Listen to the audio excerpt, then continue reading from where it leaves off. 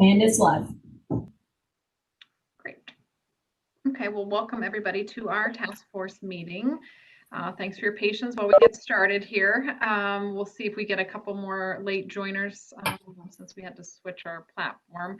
But tonight, as we indicated, we wanted to go through draft recommendations and get your feedback about those. We're basing that on the discussions we've had all along through our various meetings and understanding what things are important to you and the information that we were able to and dialogue we've had along the way with our various sort of stakeholder groups that have come and talked one. So Tammy is going to go through, I'm going to show the document on the screen, and Tammy is going to go through each of the recommendations that we have, but our goal is for this to be very informal and iterative. So if you're seeing things either that you think need to be included or we want to sort of wordsmith things, we can definitely do that as we go. And maybe it's easier for her to sort of give a brief overview of each of the three sort of main areas and why we divided it up the way we did. And then we can get into the specifics. So if that sounds good to everyone, we'll start with that. So any questions before we get started? Kim, anything I'm forgetting based on our previous conversation too? No, the only thing that, in addition to the work you ultimately might agree on, I think it'd be really good to have some graphics that reinforce it. So there's kind of a physical kind of depiction of some of our ideas. So we'll continue to work on that as we develop the words. Yeah, that's a great point. Welcome, Lynn. Glad you found us here. Yes, and I think as we talked to this, we would anticipate having, I think we were originally thinking this would be our last meeting, but that there would maybe be another meeting after this just to get your comments tonight, then have you have another chance with a period of time to review it ahead of time and provide some final feedback before we go to council with our formal recommendations. So, all right, so with that, I will stop talking and I'm going to share my screen so that you can see what's in front of you, and I'll let Tammy take it away. Great. Thank you. So I do apologize. We've been working on the recommendations based on all the comments that you've submitted, quite frankly, throughout this process. And they're quite similar if people were able to attend the presentation that we basically had made some or drew some commonalities between your recommendations and the previous recommendations from the 2007 plan. A lot of these are not going to be much different, and I tried to word them completely how I thought your words were coming across. I didn't want to use any type of interpretation with your comments. The one thing that I do think that we should probably talk about is all of the recommendations start with a big picture idea and then go into some specifics. And in some instances, I don't know if I'm getting too specific or not specific enough. So we really need to kind of work through all of these. As Jenny mentioned, we decided to categorize them in three groups, if you will. The first group, one of the biggest groups that we have is this whole idea of having a management strategy for the district. What that might be, we're not identifying it. We're saying, should the historic district be managed by someone or something? The first category, Jenny, I'm going to have a really hard time reading this. Yeah, the other category that we decided on, can you scroll up, Jen? I'm trying to think of what I characterized it as. And Jenny, you can enlarge this. So Tammy, you're just having trouble seeing it on a small screen, right? Yeah, I have horrible vision. Oh, keep going. Don't know when to stop. Do the 50 and over group. What are you not seeing? Yeah. The very first one, okay. Please. Thank you. Up the area plan one. Yes, thank you. Okay. Yes. So one of the primary objectives of this group was to basically take the historic district out of the Bridge Street district, create an area plan based on the, I guess, the bones, if you will, of the 2007 area plan. So under that recommendation, I have about 10 or 11 items that I think are succinct with that objective. Again, the second one is based on some idea of managing the district, and that's most of the recommendations that fall under that one is related to the Heritage Ohio recommendations. And the third one we created, we're calling them basically things that we can do for short-term successes so that we start to show progress early on with this group and then build with those efforts as we venture into bigger and more challenging topics. So the first one that we want to start with is the creation or the idea of creating an area plan for the historic district. And Jenny, I'm really sorry, but do you think that you could make it a little bit bigger?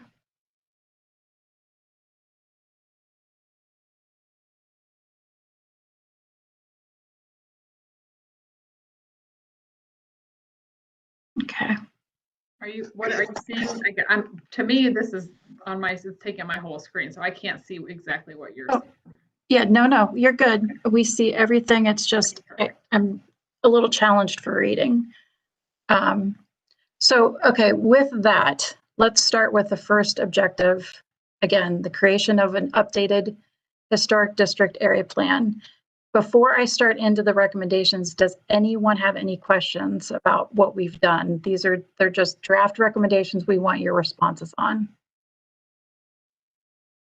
Nope. Okay, great. And there's nothing set in stone with how we've worded some of these. So again, there's going to be a lot of maybe push and pull on how some of these are worded and the level of detail that they're in. So with that, we'll get started. The very first recommendation I've placed under the area plan is the idea of creating unique features in the historic district that differentiate the district from other parts of the city, including, and this is where I got into your specific recommendations, including entry features that are pronounced, streetlights that are similar in nature and appropriate to the district, that's getting to the type of lighting or the glare that we've discussed, brick sidewalks that are well kept and maintained, and park benches and amenities that are in character with the district. But again, I tried to take a lot of your examples and put them into one recommendation. And with that, I'll open it up for discussion.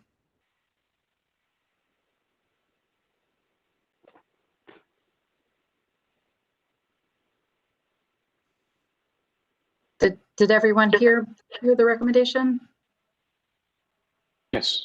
Tammy, the only thing I would ask is what are we talking about as far as entry features that are pronounced? Can you get more detailed about that? Yeah, of course. One particular comment basically said, and I'm going to try to be very exact with my words, but they said that the entry features to the historic district were basically forgettable. There was nothing unique or pronounced about the features. So to me, that's suggesting that you acknowledge that there are some things that are introducing you into the district, but that it's just not enough, if you will. Do we have any examples of what we wanted to do, or is that just basically saying we need to do something, but we don't have all the ideas we need yet?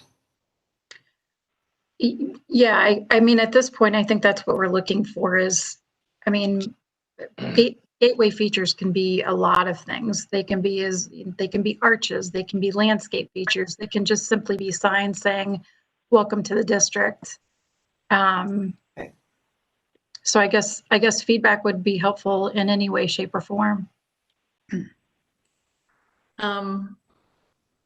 I think the feedback I have as far as entry features, yeah, I don't know how much detail we have to give city council on it, but I guess my thinking is, if the district, if we hold true to the idea of the historic district and build out, and with the lighting and sidewalks and things like that, like make it obvious. I mean, when people drive in, it's like, oh, we're in the historic district. It's like we shouldn't have to like scream it at people. I mean, say a little sign saying you're there seems appropriate to me, but if it looks like the historic district, people are just going to know they're there. You don't need flashing lights or anything. That's it. So with that comment, I would definitely take out the word pronounced, because that makes it sound, at least in my mind, that makes it seem a little more obvious. Who was the What city about manager? That's just me. I'd certainly like to hear what other people think about it. Who was can you all hear me? Yes. Who was the city manager before McDaniel? The guy that, who was the guy that Terry drafted it? Fogler. Terry Huh? Fogler. Yeah, was it he? So he's the guy that had the vision for the Bridge Street district, correct? Correct. Okay, so I think if I remember right, and it's been a few years, but reading through his documents, I thought in that plan, in that vision, were gateway type features, and I particularly like the one that was going to be on the roundabout on Riverside. But they talked about some others also, and there used to be 2 features coming up from going south from if you're on the High Street right before you get to Condado's. There was 2 like pillars that they took down when they redid that area, which were pretty interesting, but they weren't very noticeable unless you were looking at them. But they're kind of like the Washington Monument pillars, kind of like that. So maybe there's a way to pull from Terry Fuller's recommendations or whatever group that was for the gateways, because I know they did have gateways planned, but I've yet to see any be actually implemented. I'd just like to put my 2 cents in about it. Dublin is really a very, well, number one, it's known as a tree city. And also, everything is very natural here, at least the way I see it. How about, can we do something with, I lived in places where we would have, you drive down the street and all of a sudden you have trees that were sort of coming together. Now, of course, this is, these are big trees, but almost making like a tunnel feel in the on the streets. I don't know. That's something that maybe south and west north and south on High Street might be attractive, and it's something we could do. Just sort of come into the old town. And what about something with stone?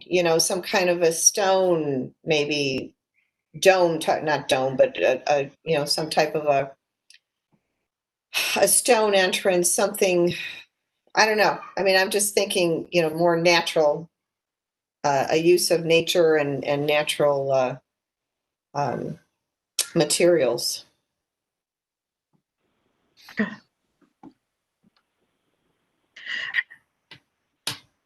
I mean, I guess my response, and I want to hear other people's opinions, we can give some general direction. I think Garrett said this. I don't think that we have to be overly specific. We can give some general guidelines that we want it to be naturalistic and complementary to other features of the district, opposed to basically say, we don't have to say there's going to be signs and there's going to be 3 trees or anything to that degree. But again, I'd love to hear other people's comments. So Tammy, I think just understanding what happened to the vision that they had for the Bridge Street district, because it included gateways. I mean, I'm sensing that you're talking about the wayfinding No, plan that was associated. no, That- these were gateway types of features that would let people know essentially that they were getting ready to enter historic Dublin. Okay. I think that was I'll try to ultimately find worked it. into the It's been a wayfinding. few years. I'll try to find it, but there was one specifically that was meant for the roundabout, and that never went in. All I've ever seen there was just baby trees. So I'll hopefully I can find that document and send it to everyone. So Tammy, I'm glad you changed the word to gateway. My issue with just the approach, especially coming in over the bridge, is that it's just not very well finished.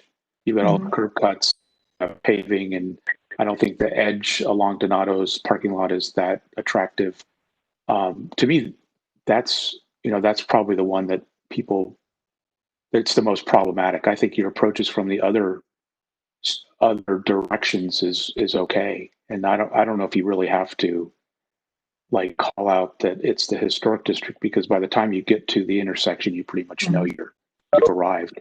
But I think that one direction coming in from the east, just because of history and car access to businesses, is just, that to me is the most unsightly kind of gateway. The rest are transitional, going from residential into the more commercial part. Okay. And for Garrick's, so the obelisks were created when the 1990 comprehensive plan was done, and it was yeah, way back then. Because I know who did it, and it was a nod to acknowledging the historic district by putting just like a marker, and it was supposed to be very understated, but just to literally marker this, you're now in the historic district. And those are all gone, or are they still there? Yeah, they're gone. There's like a flag up now, or like a wayfinding type flag sign, if I remember right. Tammy, the other comment I was going to make, a couple comments, and I may be jumping the gun a little bit here, but That's okay. I think there needs to be a intro paragraph that talks about more than features of the historic district, but just the historic district itself, the architecture and the scale, the walkability. I think we need to make a statement about there's an existing character there that we want to see preserved, and there's certainly features that make up that character, but then we could talk about those individually, like the sidewalks and the lights and all that. But I think there's a bigger statement about the character and quality and scale and feel of the historic district that we would want to lose as time moves on. So can we talk about that for just 1 second? And you may not have been on the call when we were talking about this, but so tonight we're talking specifically about the recommendations, but what Jenny and I discussed, and I think you probably discussed, in addition to these recommendations, we're going to try to assemble a report that will accompany these recommendations, that will get to not only the history of this group, but those types of things, what we're trying to achieve, and how we're basically sending this to city council. Do you think that would cover what you're talking about, or you still want something more? No, I'm saying this is a recommendation. Okay. To preserve the existing character, quality, scale, history, culture of the historic district is paramount in all of these recommendations. Okay. It's the overarching recommendation. Okay. In my mind. Okay. From my opinion. I'm just throwing out that as my opinion. Okay. And then the second thing I was going to say is that each one of the ABCDEs is be really good to just have a defining word bolded about what that. I thought about that too. Yeah. So as we go through it, I think it's pretty easy to pull those out. Yeah. Okay, thanks.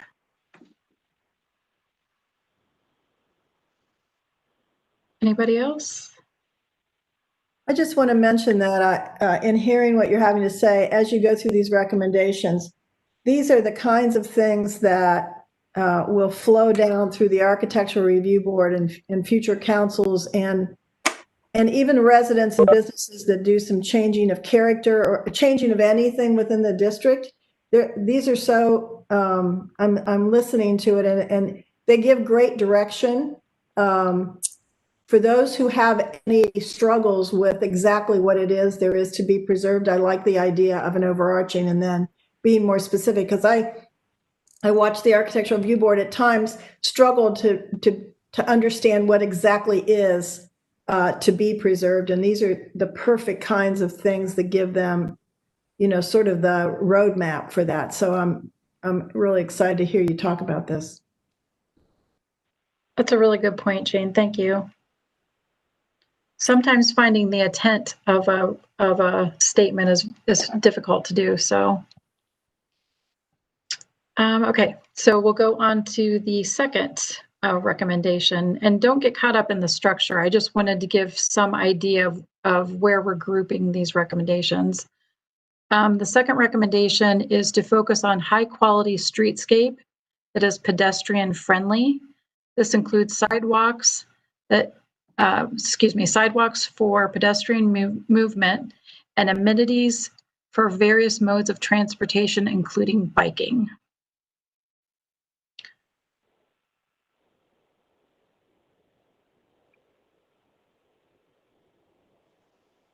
It's your turn.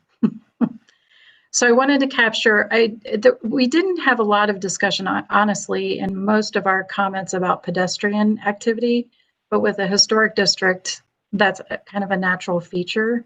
So I wanted to make sure we captured, we did have a lot of discussion about streetscapes. So I think those two typically go very hand in hand. So I welcome your comments.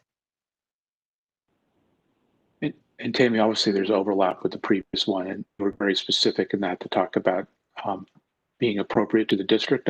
This one obviously needs to probably, I don't know, maybe they're repeating each other, but it should be appropriate to the historic district in terms of the streetscape. Okay. I'm sorry, I'm supposed to be listening. But I have to throw out a question about sidewalks because it's right now being discussed with council and ARB. When you say high quality streetscape with wide sidewalks for pedestrian movement, and the city is looking at the possibility of building, well, they're not going to do it, but they were going to build a brick wall, a stone wall all along the western edge of South High Street in order to create a wide sidewalk, which would meet that particular point there, but it would have changed the character of the district. At least that's what the Architecture Review Board said. I think it might be important to actually, as you said, Kim, make sure that you're pretty clear on what that ends up looking like, because you can have a wide sidewalk that doesn't meet the character, or you know what I'm saying? Because this is something that's happening right now, that the wall would have been an element that wouldn't have, as they've said, doesn't fit in the district, but it would have created a much more secure and a wide sidewalk, but it would have changed character. So I guess it's important here to be sure to give that roadmap clear direction. Yeah, no, I totally understand. And, you know, I struggled with that a bit myself because you're in a confined space in an area like this. So one of the comments basically, I mean, wide was the exact word that was used. And I think the idea is wide enough to allow people to move freely, that things aren't impeding you. So I would welcome any type of, do you think it's as simple as a word change, or? One of the task force members specifically asked the question, we could get rid of the tree lawns and take that over a sidewalk to sidewalks wider so more people could, or it'd be easier for people to circulate. Yeah. And I think that what the design that was presented to us accomplishes that. And so I felt comfortable that we were moving in the right direction with that. Can I ask a question, Jane? You made it sound like they're not going to approve the wall. Is that, or have they approved the wall? No, the Architectural Review Board felt that the element was too strong and wanted to be sure that it didn't create a false sense of a stone wall that didn't really belong. So it's going back to the drawing board, and I guess that's why I bring this up, because it's maybe the mood of what you want that streetscape to look like, because they still want trees, obviously, and they want to be able to have sidewalk, but they don't want to create elements that look like they've been introduced and are so strong that you don't notice the softness of the historic district. You know how you can walk down the street and you notice a small lawn or a few steps that go down to the roadway without having a wall. And so that's sort of the, kind of the conversation right now. And that's why I bring it up, because it's a difficult one to figure out a way to maintain the character and still do some of the things that we all want. And I promise I'm going to try not to say anything else. And the recommendation clearly says pedestrian friendly. And to me, pedestrian friendly makes it that it's flat, relatively flat, and it's wide enough that people can pass comfortably. And so I thought the wall was a really great solution to create a better sidewalk condition for people. And I mean, Dublin's full of stone walls. I mean, I don't know why that would be. I think it was just the length of it, but it didn't, and there you are, it didn't go well with the Architectural Review Board, and I can understand the elements of it. So anyway, that's just I'm throwing that out there because you're talking about it, so. I mean, I love the idea that the part of what they were going to do to create a healthier environment for the trees along the street. I thought that seemed like an important step to get, a flourishing treescape along the streets again. But yeah, as far as the walls go, I wasn't. I mean, yeah, maybe there's some other solution to wider sidewalks, and I think it came up just in a conversation about these pandemic days. You need wide sidewalks for pedestrians to pass each other.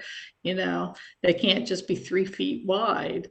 But yeah, so I don't know if I don't know that I was totally enamored with the stone wall idea. It seemed like a liability problem to me, but yeah, maybe there's some other solutions. I mean, like I say, to have the wide sidewalks and a nice treescape along the street seem like maybe the key things to me. What the specific solution is, I don't know. So Kathy, maybe the word is wall, not wide. And then that gives flexibility. I saw the wall as a barrier. A wall is a wall to keep things in or people out. So I kind of saw it as a barrier. And I know that they had passageways. They said every 3 or 4 cars. But I think it still kind of is somewhat of an impedance from leaving your car parked on the street to go to the store that's like right there. So I still see by definition, a wall is a barrier. So I kind of saw it more unfriendly in, in a business district with with the businesses so close on the street. And then I just have one other comment going back to A. Sorry, I had my hand up. I guess, I don't know, are we doing these little hand things or not? I don't know what the rules are for this, but for a gateway, I guess I envision not to be something not to be replicated like other communities have done, where it's an iron archway with letters of the city. I'd like to think that we could be more creative in our presentation of how we enter into this district. You know, we have the Arts Council and all sorts of very artistic people. So I think, while that's very lovely, don't get me wrong, I'd like to think that we could be more creative if we are going to do an arched, passageway underneath. That's just my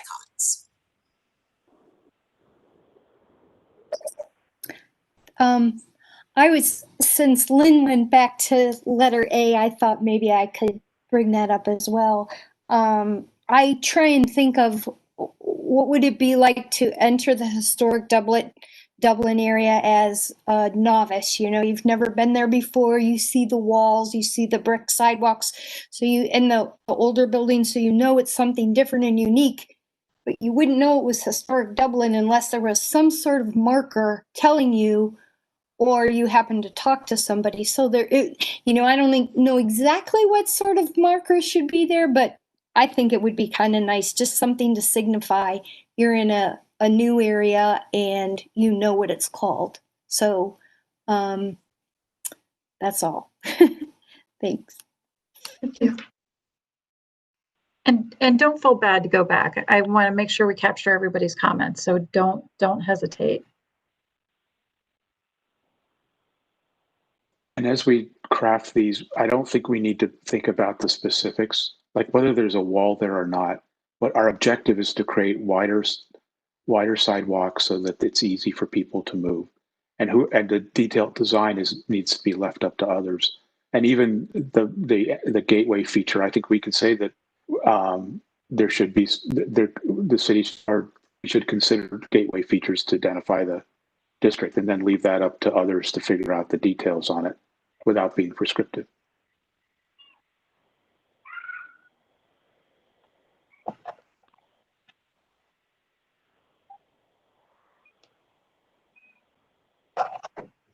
Okay. I just wanted to ask one last time for B, when we're talking about the streetscape design. Thank you, and Jenny's helping craft some of your comments as we're talking. And I guess one last thing, please know we'll send this out to you once we get a draft based on your comments. So this isn't a last comment type of thing. Are there any other discussion points on B? Again, thank you, Jenny. The third recommendation, that this was pretty straightforward and honestly fairly unanimous. You were very straightforward in saying that you thought that we had enough parking, which is great to hear. But the exact recommendation that I crafted was rely on existing parking lots and on-street parking instead of creating new parking areas and/or lots. Encourage shared parking when possible. Investigate alternative parking standards to allow easier, I'm sorry, this is so hard for me to read, easier consolidation of parking lots and parking lot upgrades. There's a couple things that we've rolled into that recommendation.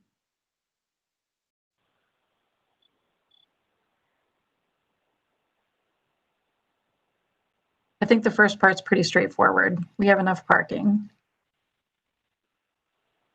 Yeah, and this might be kind of implied in that, last sentence there about alternative parking standards, but I think it was Alan who, said something, when we had the parking presentation about, some kind of app or something that would help people find available parking, places, as opposed to, having, I guess the other alternative was, with their batting around the idea of paid parking, parking meters, but just some ability to help visitors, find the open spots. I thought that was a good idea.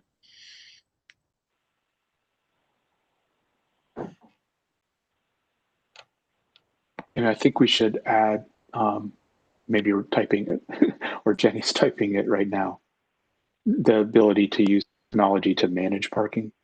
Yeah. Yeah. Okay. And the other thing, do we need to be specific about public parking versus private parking? I'm just thinking rely on existing lots and on-street parking instead of creating new parking lots. Well, there might need to be new parking created if there was some kind of new thing that was required to provide parking. Yeah. I mean, I guess, yes, I guess there was an assumption that we were talking about unless it's a requirement. Like if a private developer came in, Right.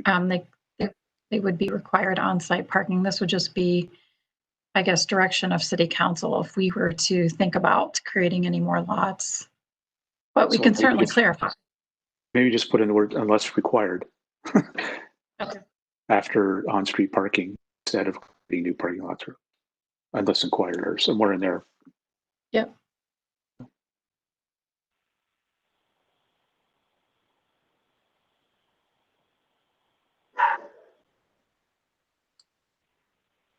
So I guess this is a question that I had, and I wanted to know if I was hearing you correctly.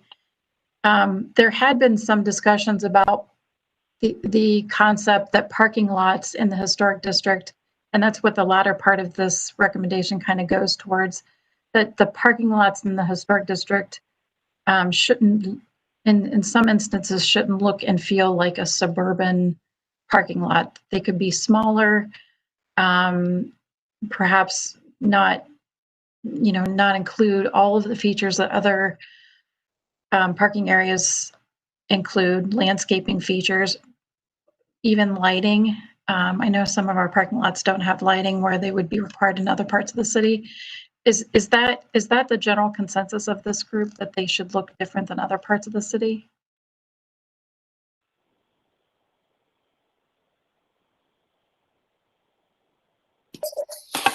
Yeah, no, I would agree with that. I know in other parts of the city, they're required to have landscaping to hide parking spaces. They're required to have a certain turn radius, entries, and all those kinds of things, which are just not possible and probably not appropriate in the tight area that we have here, for the most part.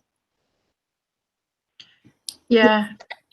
I mean, we can definitely address aesthetic requirements. There are some safety components to some of our requirements that we, like sight triangles and so forth, that we wouldn't be able to not abide by. But I just wanted to get a general idea if I'm hearing you correctly.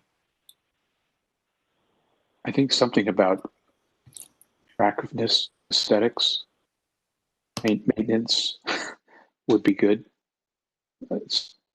Did you say maintenance? Yeah, like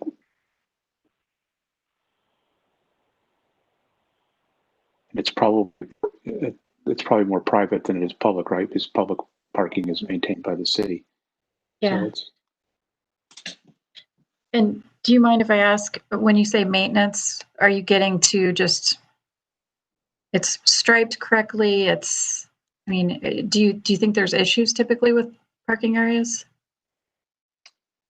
I think, so that it's not potholes falling apart, paving, and that it's, it's paved and it's consistent, and if there's landscaping involved in edges, and something like that.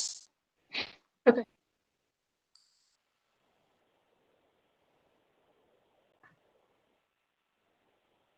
Any other comments? Oh, I have a question about islands in parking lots because of, I'm thinking of very small, for instance, it's the little pretty little white building with the gas light. They remodeled it into a little attorney's office. And in the back, they were required to put in a parking lot with islands like you would find in the suburban area, which eliminated 2 parking spaces for them. Mm-hmm. I just would like you to address that question about whether those sorts of things would be needed in that area. I think Alan spoke to it a little bit, but islands are a big deal because they take up valuable parking space in small back rear yards there. Yeah. And that's exactly why I was asking the question, because I mean, now, and Jenny, you can correct me if I'm wrong, because I know we're updating the code for the historic district, but now we treat parking lots like parking lots. So there's not that, we're not differentiating. So in areas where these parking lots are smaller, that's a question, you know, should we be doing that? Should we be requiring it? And even if you think of the intent of those landscape areas, it's not just an aesthetic requirement. It's not just to break up a sea of asphalt, but it's honestly to help maintain the asphalt for a longer period of time because it keeps the heat down. The tree canopy keeps the heat down and maintains the asphalt surface for a longer period of time. And maybe that's simply not appropriate in a smaller lot. So that's why I was asking the question. Mm-hmm. It's better put the green in the edges than in the middle of the parking lot, in a small parking lot. Yeah. So there could still be requirements for, you know, a certain amount of shade cover on the edges, if Mm-hmm. that's even possible to put in. But Okay.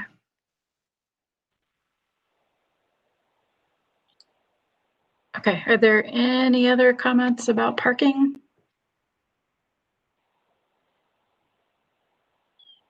Okay. So let's go to open space. I think this one is pretty straightforward as well, but I tried to capture a couple of things in this as well.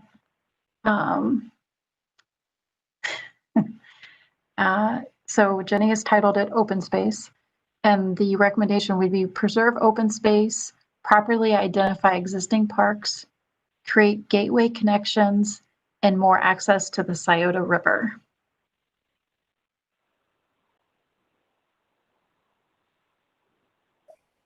I love everything about that. Thank you, Carol. Sure. Jen, move over. I'm sorry, May? I just said, same here. We love everything Oh, about okay. Okay, thank you.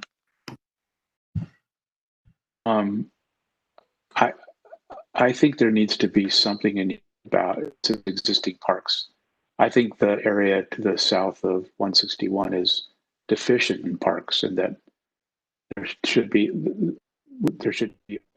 looked at opportunities for additional parks along South High Street in the South Historic District. And I could pick on the L-shaped building, right? I want to be specific. We should have taken bets how long it would have taken you to get to that L-shaped building. Good for you. Good for you. Thank you. And the other thing you said, preserve existing open space. Okay, it's the difference between what's a park and what's an open space. As far as barn, is that a park or is that an open space? I would say that's open space. Yeah. It's not a dedicated park. Right.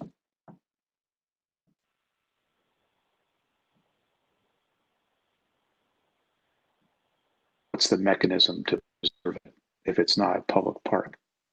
It could be changed in a heart, right?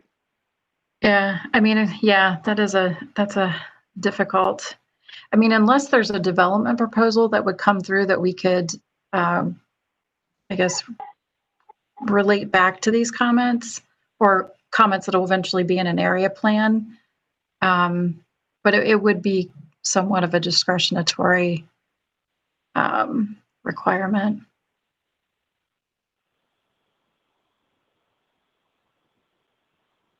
Kim, are you talking, which barn are you talking about?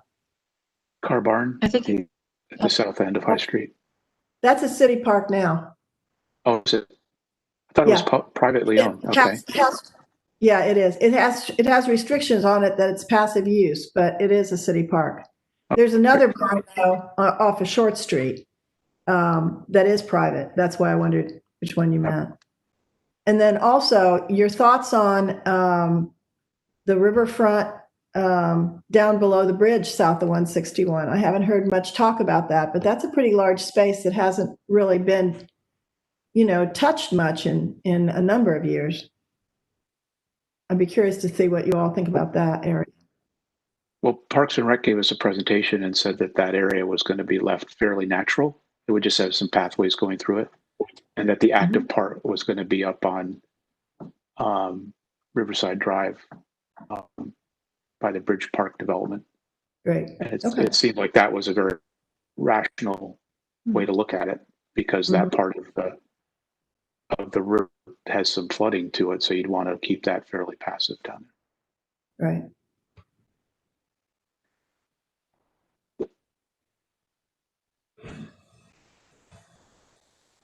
The other specific part, or the Greenway connection thing that I is when you come underneath the bridge into that park, it ends. And I was thinking it would be nice some way to identify it once you get there, go from there. So if there would be some kind of an interesting kind of a trail in the street or something that would encourage people to come up to High Street, or High Street if they wanted to kind of create a loop or something. I don't know how you put into a document like this, but Any discussion about the old stone quarry that's privately owned?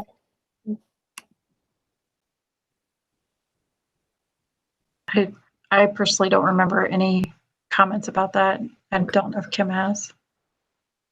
don't even know what specifically you're talking about.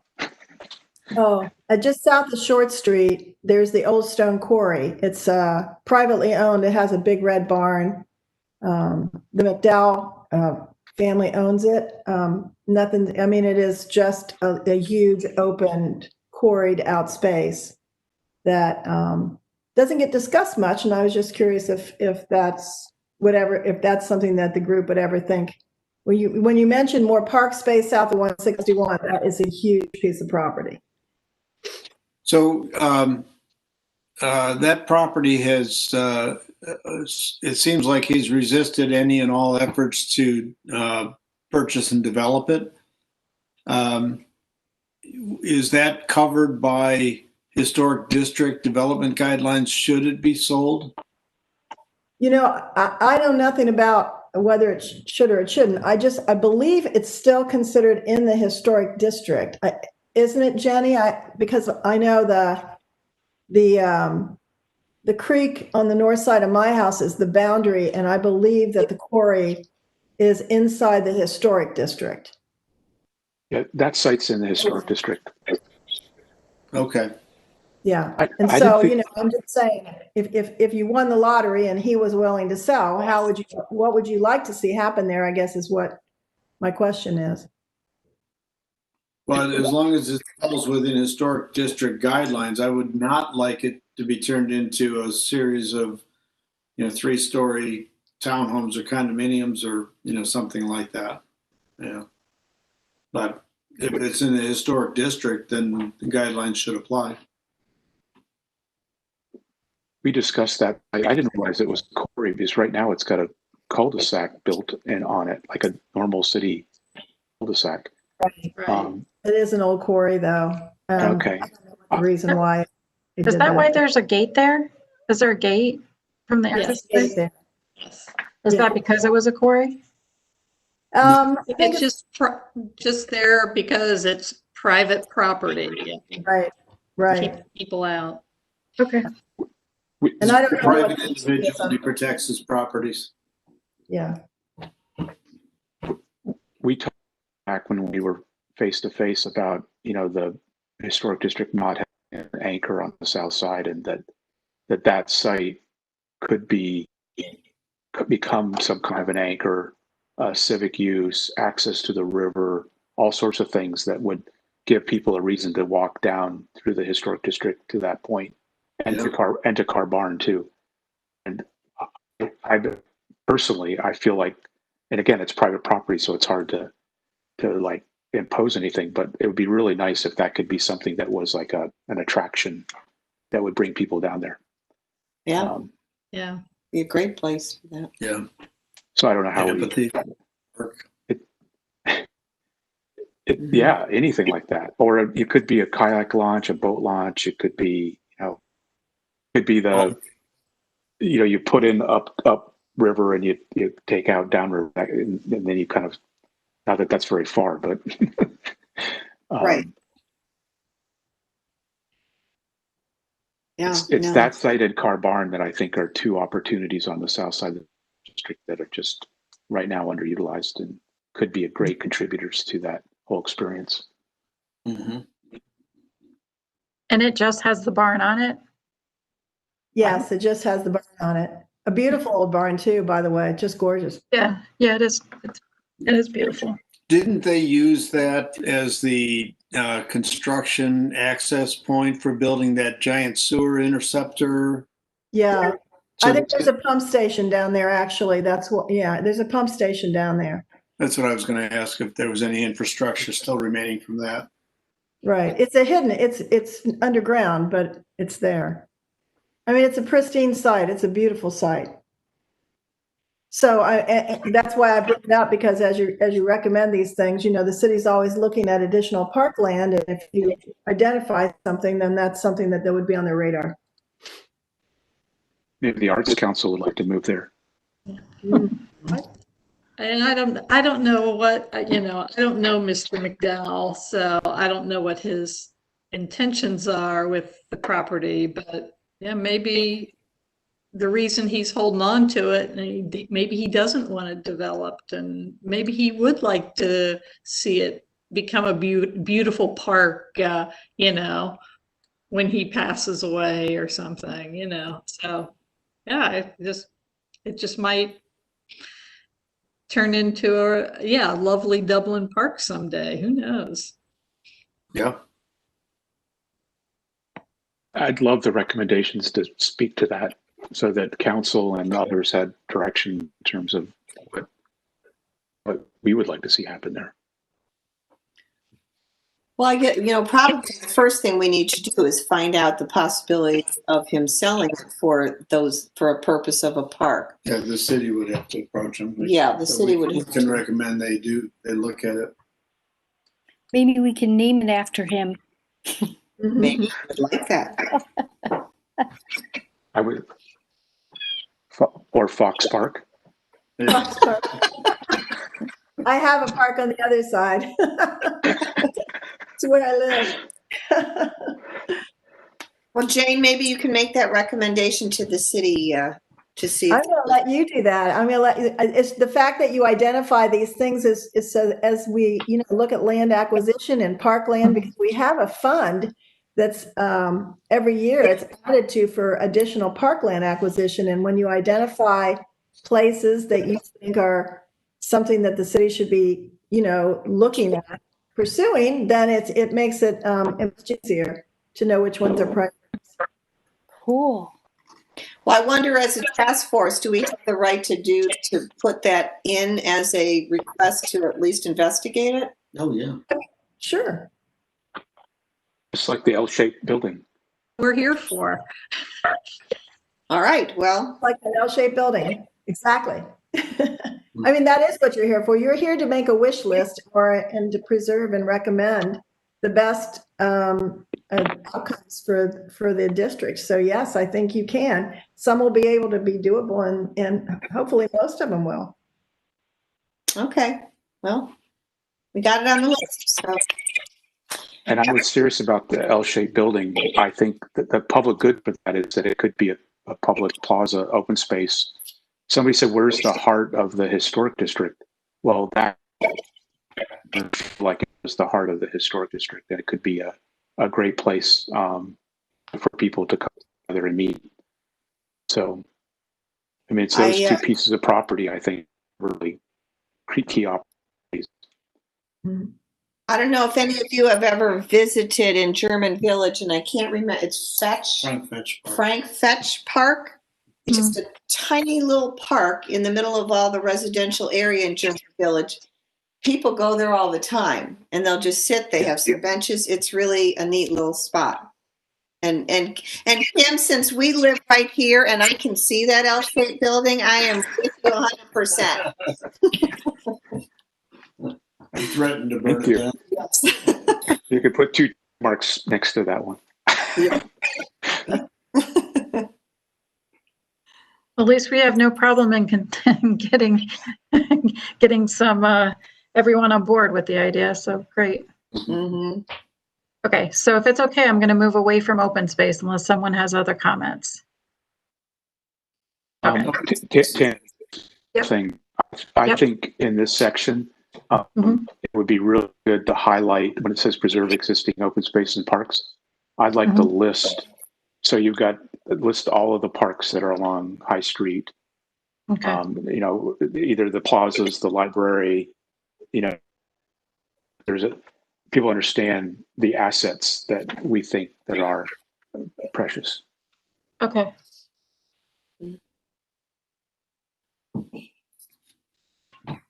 Let me. Oh, and wait a minute. So the big one, oh no, that's coming next. Sorry, that's its individual recommendation. Got it. Yeah, I should have. In fact, Kim, we did create this as a separate recommendation intentionally. We had them lumped together. I had them lumped together, and Jenny, we wanted it to stand out. So. Yeah, Kathy wouldn't have it any other way. No. Okay. Kathy has 3,000. I'm agreeing with you, Kim. I was just on mute.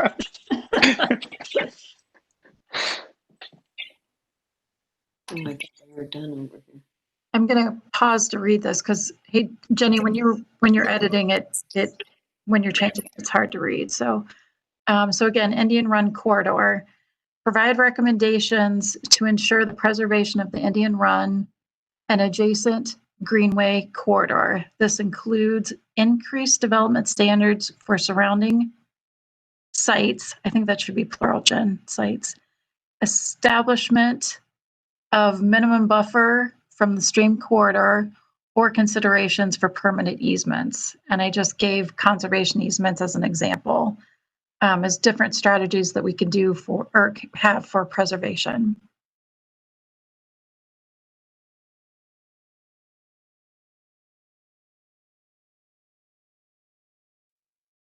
I think that sums it up really well, just that we want to protect a wide area, a healthy buffer along the, Indian Run area. I'd actually like, we still don't know what exactly the constraints are of that as a corridor. But what I would like to do is that in addition to those, there's even another buffer. So it's an extra layer of protection to Indian Run. So it's not all one thing. It says, okay, this story corridor that we have to abide by, and now we're going to put on this other additional buffer to further protect it. Yeah, that was truly the intent of it. If that's not clear, I need to reword something then, because there's going to be natural limitations to streamway corridors, floodplain regulations, and we have a stream corridor protection area. But yes, that's exactly what I wanted to get to, is maximizing the protection beyond whatever other regulations would be in place for it. And I'd even be willing to say it's an additional 50 feet or 100 feet or something on each side of the regulatory restrictions. But maybe that's too specific. And Tammy, the increased development standards, that's kind of really nebulous. I don't know what that means. What development standards do we want to increase? Is it setbacks? Is it limiting heights along it? Is it buildings have to face it versus back to it? I don't know how what are the things that we would want to. I mean, I guess that's a question for the group. It could be any or all of those. Or if you thought the buffer would accomplish what you wanted to accomplish, then maybe the development standards aren't necessary. I think the buffer in conjunction with the new Bridge Street or the Historic District guidelines, or what, kind of gets you there. But I don't know. I just don't know what the development standards changes specifically would be that would improve it. Okay. Because right now you're quite limited, right? Well, currently it is zoned public. So if they wanted to redevelop, the zoning would ultimately have to change unless they were continuing to do some type of institutional use. So we would want to make sure that whatever those requirements are and whatever zone it's sort of rezoned in, or what district it would be rezoned to, matches that. So I'm not sure. It would default to a Bridge Street district. So we would have to look at how that fits together. Yeah. So yeah, could we make a suggestion that if it was rezoned, that we'd like to see it historic district? I mean, maybe that would, keep the scale down, through that area, and have it more like the rest of the historic district. Yeah, maybe that's a good discussion question. But that could go for any area. District could be rezoned, right? Mm-hmm. Theoretically. So I'm kind of thinking the buffer might be the better of the options, because then you know what you're getting.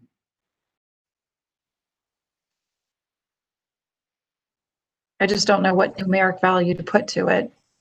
Right. Yeah. Well, just the whole getting into more details, which, would be city council or staff or something, the whole conservation easement thing of, kind of setting this area aside and make it irrevocable, then developer, wouldn't come along down the road and, with some, some other big plan. Yeah, just looking at the auditor's website, it appears that a significant portion of Indian Run is actually flowing on some of the properties that are over on that Indian Run road.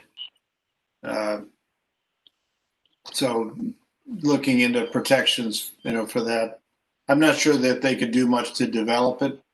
Right. But it is not parkland where it runs through. Right. Jenny, what do you think you want to just internally chat about? Again, I kind of like the buffer idea because it's pretty straightforward, but what do you think?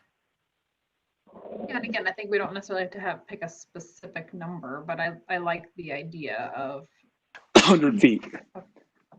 You're a horrible poker player. Stop it. Yeah, I think we could talk internally, and again, maybe the conservation, some type of easement along there, as Alan pointed out. Some of it's on the school property, but some of those, as you get sort of in the middle, are on other individual single-family private properties. So what is there is floodplain along there too, so there would be protections for that. Yeah. I mean, the reality of floodplain, though, I want to be clear is, if it's in a floodway fringe, there are certain activities that you can promote. So I think the buffer might help with that. But I guess we can talk internally and see what kind of options. We know that this is an important item, so we won't, we want to make sure we're capturing your intent. But if there's other thoughts, I'd love to hear them. I'm wondering, as you talk about this, I'm just beta testing against kind of what's come down the pike on this already.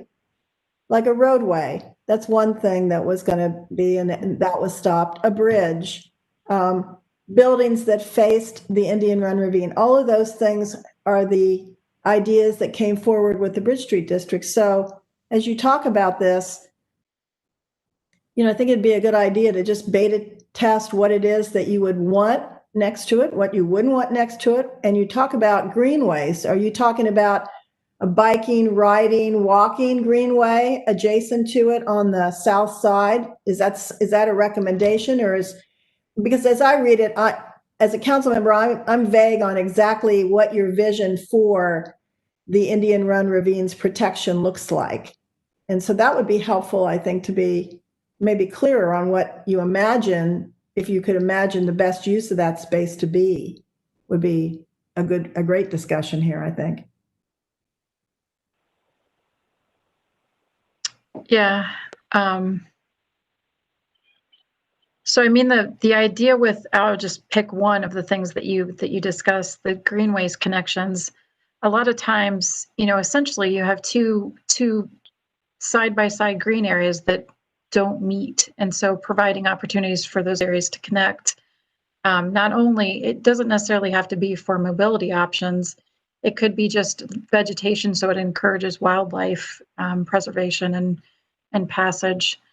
I would imagine in an area that's as natural as this, we would probably want to keep it as protected and natural as we could. But again, that's not, I want to make sure I'm not putting words into your mouth.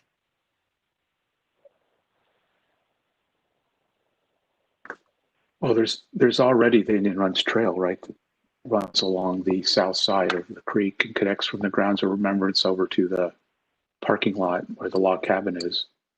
I mean, that's the way people use it now. Why would we want to change that? That's kind of the low tech, passive way of environment already. Yeah, I don't know that we'd want to change it if there's other opportunities to add to connections.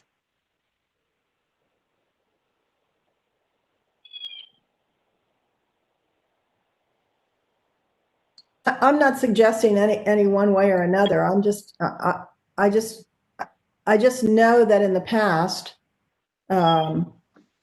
development it comes right up to the edge of it, which then changes the character, as Kathy has said, about the peacefulness, the quiet, the ability to escape the city in that space.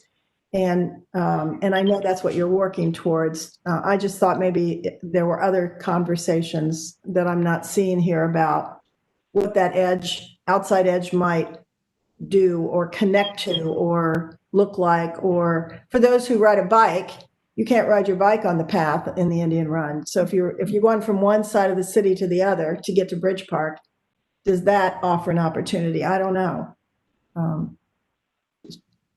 It's a great walking path. It's only good for that. It's, you can't take a stroller or ride your bike or a wheelchair or anything, along the outside edge of it. I mean, along inside it, but along the outside edge, maybe there's possibilities. I don't know. I would assume that would become the city park.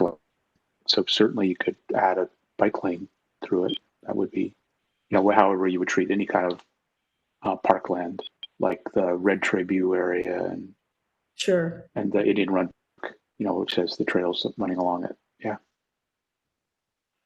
Jane, what do you think for the very first sentence? And maybe we could wordsmith this, but I think that this is starting to get at the idea of it's not just the Indian Run itself, but it's the surrounding area. The first sentence says increased development standards, for the surrounding sites to minimize impacts to the corridor. So that's maybe development standards. Again, to Kim's point, maybe development standards isn't the right word. Maybe we could say just increase buffers on adjacent properties, and then complete the sentence. Jenny just put in development character. I think there's just opportunities along the southern edge, as you're all talking about. Buffering is exactly true. There's a lot of ways that you can buffer without it, and I agree with you, natural. and I don't want to insert anything here either. I just want to make sure that you're encompassing the ability to protect it not only within the walking area of the Indian Run Ravine, but outside of it, because that kind of is the cushion for maintaining the serenity of the interior of the Indian Run Ravine. What that looks like is totally your discussion. But I do know that the scary part about the Bridge Street development earlier was that condominiums would be along a roadway, which would be along the Indian Run Ravine, and that would have changed by noise and light pollution and all that sort of thing. So I guess that's what I'm throwing out there. How far out do you protect the Indian Run Ravine, and what's your vision that what that might look like?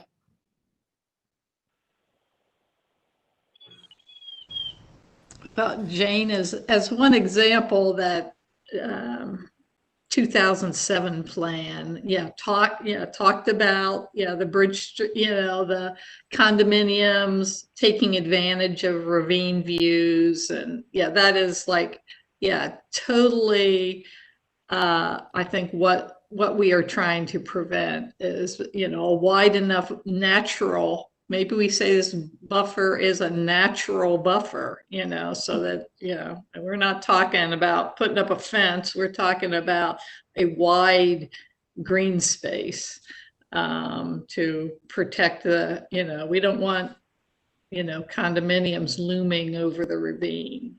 That's kind of, that's just an example, of something that was in a previous plan that we would like, removed. And, this, so what they do at the buffer area, whether if they found a way to run a bike trail through there that would connect you to the pedestrian bridge and, get you across town, that would, that might be a great thing down the road if the schools were, to move out of there. But, that, as long as the schools are there, we kind of have our buffer right now. The schools are acting as our buffer, but if that should change, then we kind of need to be prepared for it. And I'd say an easement, if the city could work with the city schools and create a conservation easement or something, it's not going to prevent the schools from using the land. It just might change, how a developer can buy the land off the schools. I'm not, I don't know if anything's, they're talking about it all the time, but I don't think the schools have any plans to go anywhere at this point. And I even hesitated to use the word conservation easement because that's just an example that I was thinking of. I know that we sometimes, if a development proposal comes in and we know there's a natural area that we want to preserve, we can do different things like creating a reserve area that has language that says that it won't be developed. There's other mechanisms to do it. I know that sometimes you can promote conservation easements because they can be tax write-offs and there can be some economic values to them. So I just want to point out that was just an example if you guys had other ideas. I certainly don't know enough about all the options, but I think what our intent is, and whatever, however you could structure it to get the point across. Okay. With the edits that Jenny's doing now, are there comments? I want to just really, it's not as if you have to make these comments right now, but because this one's a pretty important one. I changed that one just so you don't have to try to read it, Tammy. Thank you. Sure, the character of future development minimizes impacts on the corridor, limiting building heights, building setbacks, etc. And we can figure out what etc. is. But right. The second one would be maintaining a significant natural buffer along the Indian Run and the adjacent corridor to ensure. That's perfect. I need to pick a word there.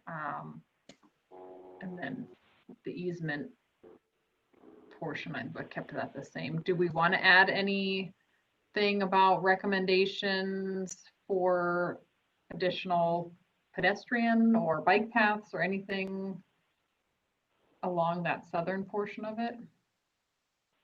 Or are we okay with what we got here? I think it should be treated as park space, and so then the Parks and Rec Department could figure out how best use that space, provide access, maintain it, what it should look like. Could be a fabulous park. Yes, Yeah. and I think the idea of a bike path along it would be a great connector from, like you said, coming up from the pedestrian bridge up the little rock crest way, and then get on a bike trail and then go around, fall along Indian Run and come back to Schwann Road or whatever that's called. And then you're back to 161.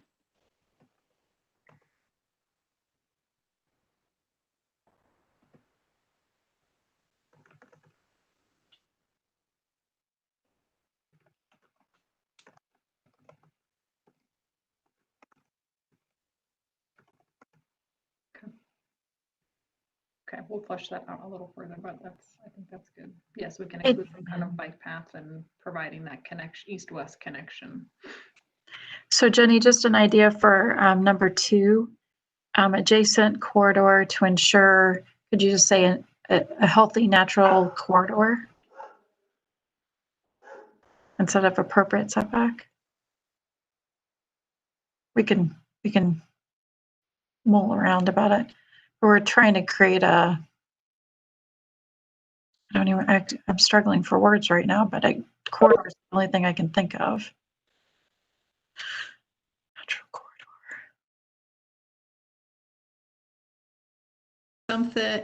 Say something on, the adjacent corridor, ensure a natural corridor, which could become, a new Dublin Park, or, just something, get the idea of, parkland in there or something.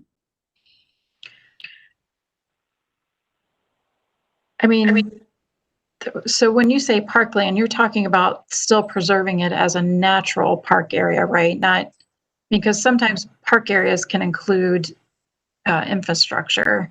So I want to be really clear in what we're trying to do. Yeah, just a natural kind of open space, but it could have, maybe a bike path, maybe park benches, but Yeah, not an active park. Right. Yeah. Okay. Is the word greenway appropriate here? Or does that describe that it has to be a trail? I honestly almost used that word, and I wasn't sure if that captured everything, but I think you just call it a linear park. Mm-hmm. And the trail that goes down the ravine is not accessible by everybody. This would provide an accessible space along the creek that people might be able to enjoy that couldn't actually walk down in it. And there would even be an overlook or something that you can actually, I don't know. I don't want to take this too far. Yeah. Yeah, there could be, if there was a bike path, or it wouldn't be a bike path, it would be a multi-use path, but there could be offshoots there to right where the overlook is for the falls that could be handicapped accessible. There could be ways to, just sort of offshoots from the main path that could get people there easily.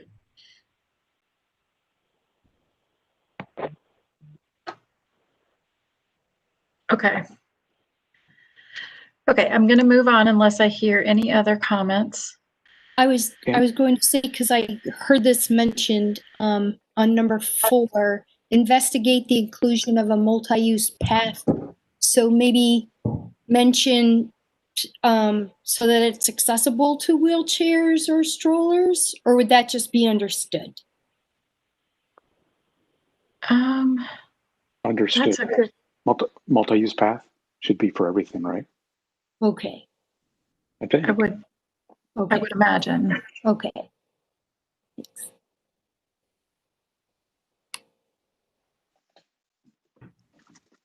Okay. Are So you making a recommendation for handicap access into the Indian Run Ravine or no? I'm just No. curious. No. Okay. That would take too much engineering. It would destroy the character. I don't disagree. It's just that I heard you say it and I just wondered if you wanted to include it. I was just saying, coming up on the upper path, that you could have an overlook so people could come out and kind of look down into the ravine and experience it that way. okay. The next one is talking about, and I honestly, I really like where some of your comments are going with this topic of economic vitality to the district. But I tried to capture a lot of comments in one recommendation. So I simply said, encourage vitality in the district by promoting more entertainment venues for the core district, allowing promotional opportunities that announce events such as banners, and encourage more focused efforts on the south side of the district. And Kim, I think some of your comments have captured that latter comment of the south side, but I wanted to make sure that we were very specific that we think there's attention that needs to be drawn there. I think this was sort of wrapped up in the whole open space thing too, like providing spaces to the south of 161 that allow types of, because there's plenty to the north, but very to the south. Do you think this captures that, or are you saying you think it needs more words? No, I think it's fine. I just, okay. The word entertainment, is that the right word? But I guess maybe entertainment can be screwed to mean a lot of different things, but yeah. No, I struggle with that. I was going to say, or a gathering area. Could it be an event venue? I don't know if that's too. No, I think event is good. I think that's much more specific. I want to throw this out here. What's the possibility of ever getting, I don't know if we have the space, but putting in like a Drexel type theater in this area? Performing. Performing arts theater or something, where they just show one movie or two movies or something, just a small. Is that something you would like to see? Is that something what do you guys think about that? Or do you think that Dublin 18 is too close? I think it's a great idea for like a small theater. It's like a one screen. Yeah. Yeah, I think that's a great idea.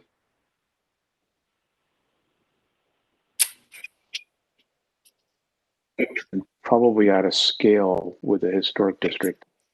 Maybe it happens north somewhere. Well, what's the one that's down in Grandview, if it's even still there? Still there. Grandview Theater. Studio 35. Yeah, well, the real small one right there on the. Yeah. Stoffs, just down the street from Stoffs. That's not Studio 35. That's a pretty small. I don't know what it looked like a small footprint, but I think it's called the Grandview Theater. I think. Yep, that's right. Is that too large for? It would just difficult to find a building that's big enough to house that, or to create one that wouldn't look out of character in the district. Okay. And to put it in a location where it had enough foot traffic and visibility that would be successful. Yeah, I think it's a great idea if you can make it work. I think it would be a fun thing to have down here. What about at the corner of Monterey and Bridge Street? I'm sorry, what was that comment? I apologize. For the theater, what about the property yeah. at the corner of Bridge Street in Monterey? That still feels like the historic area, even though it's not, Oh, where the Sunoco is. Yeah. on the other side of the cemetery. Right. Yeah.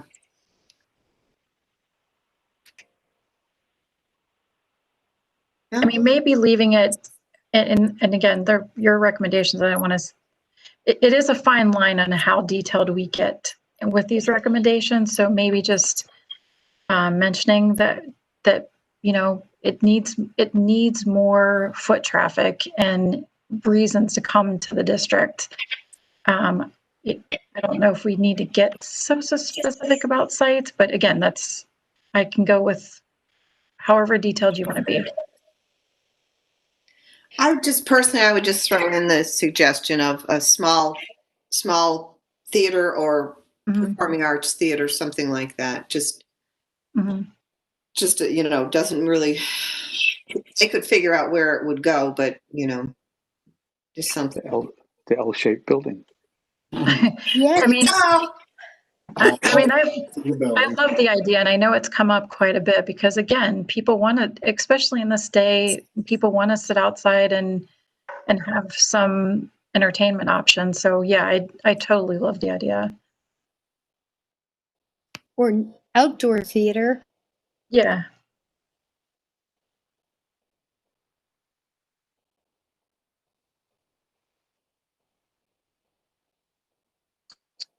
The library plaza is to put a screen on the parking garage and to show out for movies there. Yeah.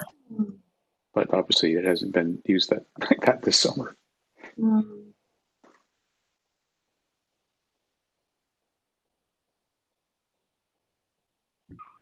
Is this the place to ask? Well, this is the south side, South High Street Vitality. Okay, so we're not, I'll hold it. I was thinking about that Darby lot, but that's north. Any thought on increasing vitality by, and maybe you'll hit this later, on business diversity? There's no diversity on South High Street that would bring anybody down there to want to, there really is no retail, no shops. There's nothing down there really to make you want to come down the street to see anything. It's all offices. Did we pick that up in the management part? Where we had that discussion specifically. Okay. Yeah, there is. Sorry, go ahead, Kim. I'm just going to say that we talked about, you know, like encouraging certain type of uses at the ground level, and like offices and service uses on the second floor. But right. Yeah. There's a place down in Floyd, Virginia called the Floyd Country Store. I don't know if any of you have ever heard of it. And it looks like a little storefront, and it is a little storefront. But when you get in the back, it's a small area where they have a tiny stage, and everybody does a country dancing on Friday night, and they have music. And it's just a very small retail, old-fashioned storefront. But would that meet some of the things that you're talking about? That kind of a little, maybe something would only hold maybe 30 people on a Friday evening, but it's music and dancing. Yeah, something fun to do. Yeah, right? something fun to do, right? Very family oriented, you know, kind of sort of thing. I would love to see more family oriented things down there like that. I don't know if they prohibit this, like street entertainers, but when we lived in New York and my kids were little, like second, fourth grade, we would go into the city and there'd be street entertainers that obviously people would gather around, and it'd be fun for a good 15, 20 minutes, and then you'd move on. And then we moved to Dublin, and we went to our first 4th of July parade, and they said, "Where are the street entertainers?" So it just seemed a little different, a different feel, but I don't know how you would encourage something like that. But that would be, you know, maybe just on the weekends or something. Get them down there.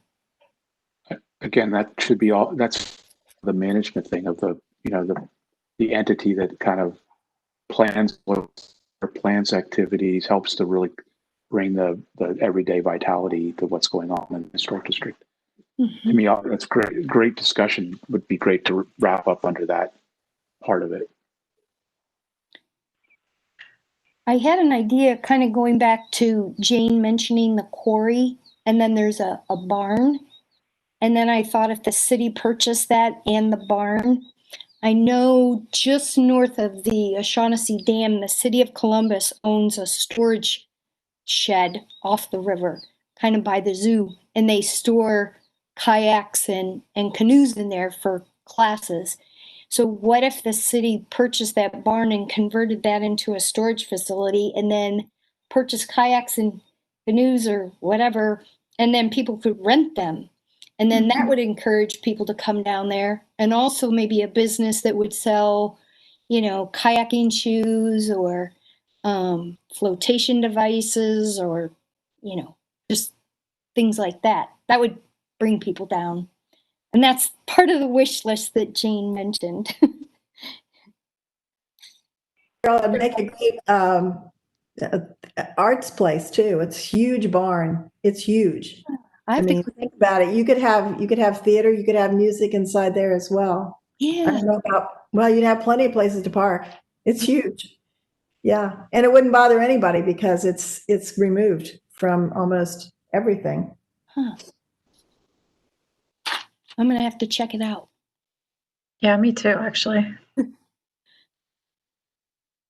Well, I do have a question for the group, and we do really apologize for getting a late start. We don't want to take any more of your time than necessary. I do want to pose the question that we have, I would say probably about maybe less than 10 more recommendations to discuss, but the management discussion, I think, is going to be a rather lofty discussion. We did promise Jane that we would talk about the Darby lot, so we're not trying to keep, we've got you, Jane, we will cover this. But my question to everyone is, should we conclude with a small discussion on the Darby lot and then pick up where we left off at the next meeting? Or would you like to would you like to continue through a little more of these recommendations to another stopping point? What's your preference on how to proceed? I personally would like to see another meeting and to wrap everything up and discuss the rest of this. Okay. Would you like the format to be the same? Yeah. Mm-hmm. Mm-hmm.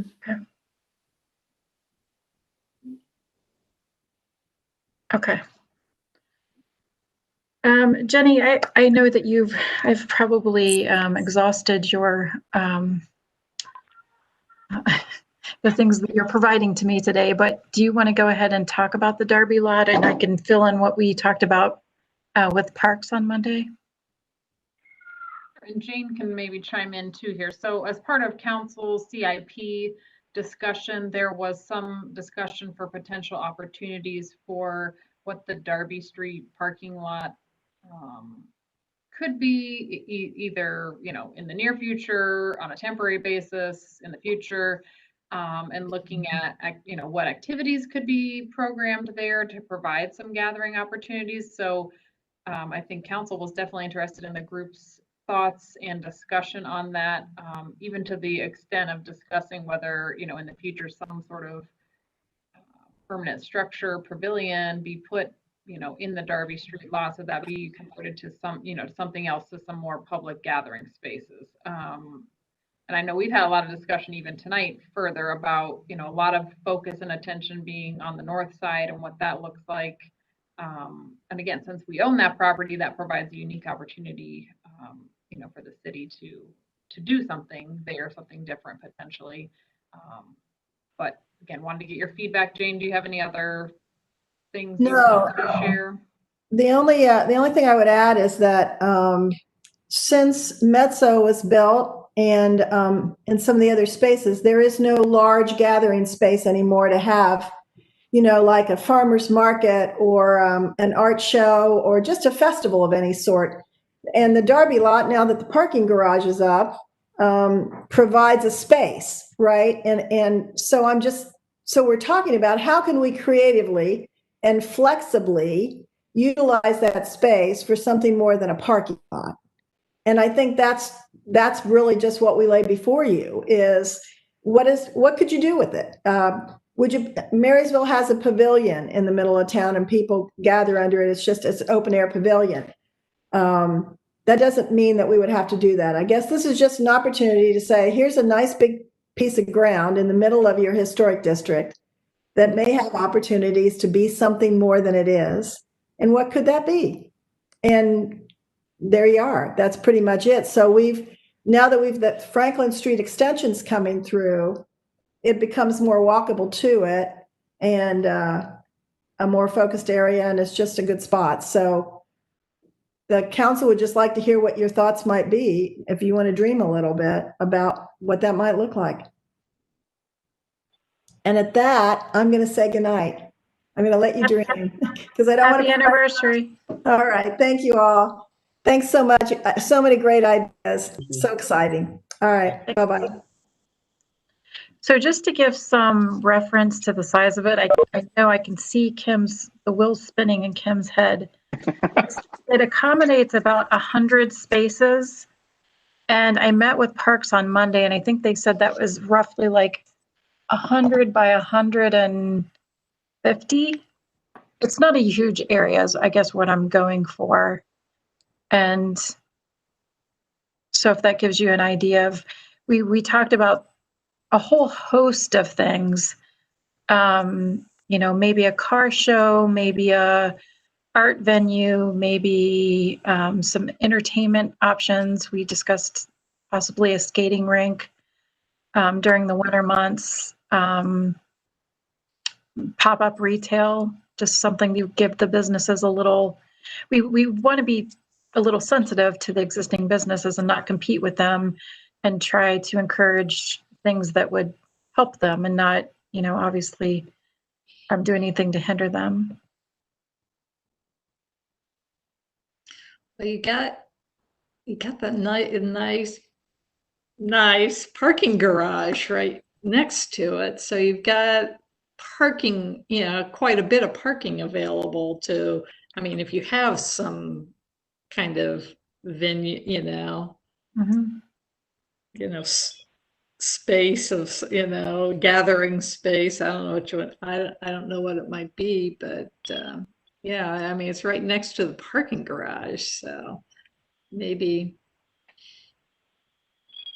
I don't know. I don't know if you would get would you get the city to give up all those parking spaces? With so many people talking about all the parking problems. And I think, like Jenny said, we're kind of testing the waters. Like maybe we could do, and Jenny, please correct me if I'm not explaining this accurately, but that we'd have some sort of venues to see what kind of interest that we get there.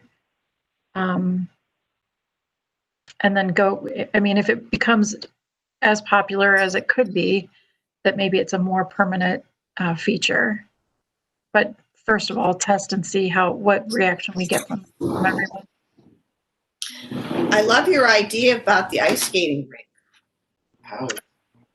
That floated to the top of our list, to be quite honest with you. Now, again, we haven't presented anything to anyone, so this is just discussion. So I don't want to. Don't go telling your neighbors that that's going to happen because we'll get in trouble. I just know the one down in Columbus every winter is really popular. And it's fun. And, there's some limitations with COVID, in terms of what food venues are tricky because we don't want to compete with the restaurants. And then if there's any type of wine tasting or anything like that, that can have some side effects.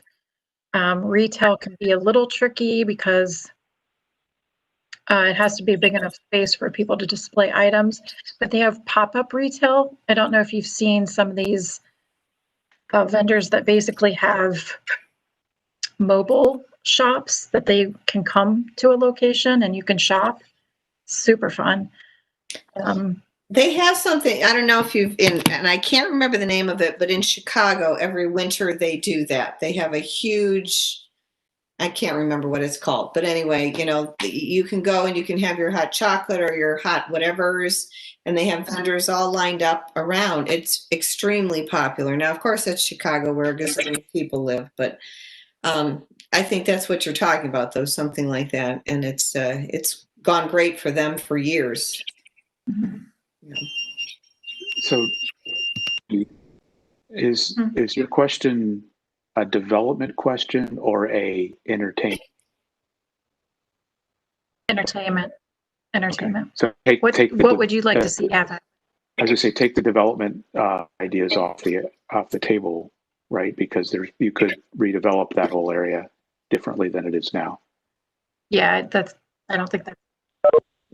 Yeah, I think it would be fabulous space to a multi-purpose space to do all sorts of things. It could be outdoor market, it could be car shows, it could be and bringing it right to the heart of that part of the district where you've got the library on one side, you've got the Brehide and all that stuff on the other, you've got Bridge Park. I mean, as a destination events we talked about, right? That would be a space you could hold big events versus the other little venues would be for smaller, you know, more intimate gatherings and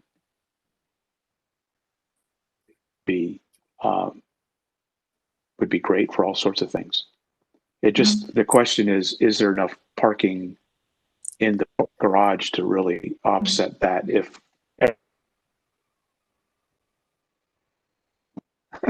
because you still have the parking garage that's underneath the avenue, right? I don't know how many spaces they have that are public, but there's a big chunk there. And you do have all that school parking too at night. Mm-hmm.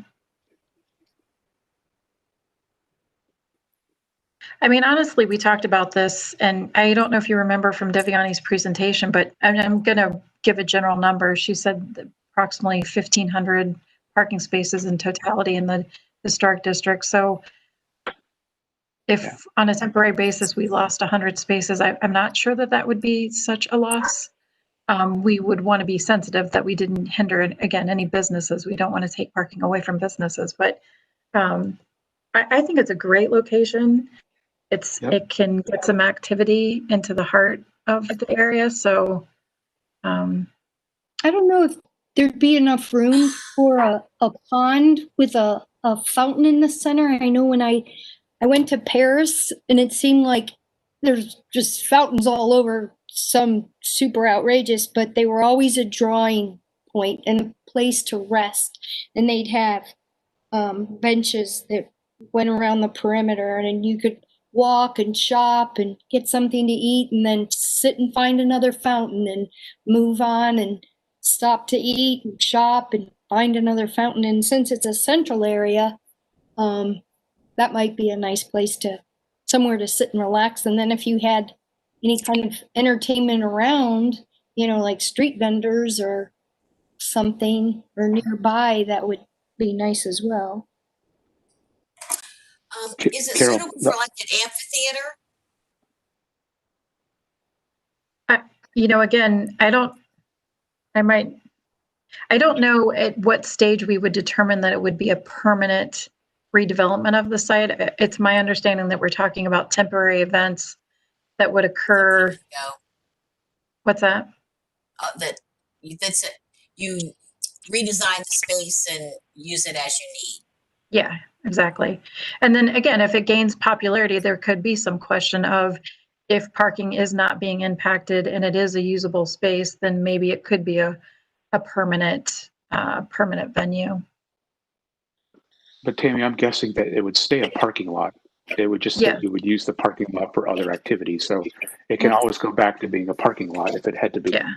Or you have something else that offsets it long term. Yeah.